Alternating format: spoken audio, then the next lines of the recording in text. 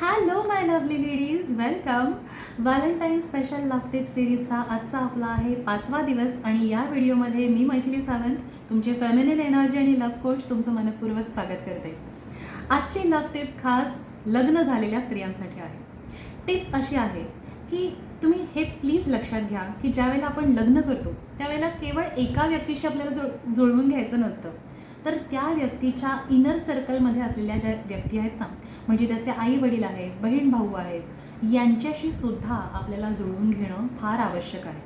जर आपण हे नाही केलं तर आपल्या नवऱ्याशी असलेली रिलेशनशिप ही प्रेमाची, विश्वासाची, स्वीकाराची होऊ नाही शकत. तुम्हीच विचार करा, समजा तुम्ही एखाद्या नवीन ठिकाणी जॉबला लागलात आणि तुम्ही म्हटलं की मी फक्त बॉसशी जुळवून घेणार, बाकी एम्प्लॉईजशी माझं घेणं देणं नाही, तर काय होईल?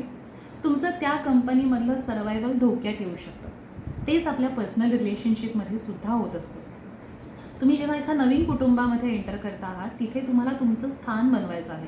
अशा वेळी तुम्हाला तुमच्या नवऱ्याच्या क्लोज सर्कलमध्ये असलेल्या व्यक्तींशी जुळवून घेणं फार जास्त आवश्यक आहे.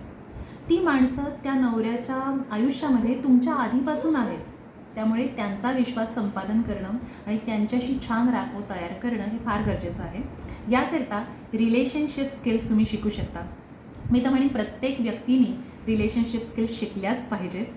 जर तुम्हाला रिलेशनशिप स्किल्स शिकायच्या आहेत तर please do join my coaching program. I would love to have you there. So आपण उद्याच्या व्हिडिओमध्ये एका नवीन टिप बरोबर भेटूया. तोपर्यंत take care. God bless you. Lots of love to you. Bye.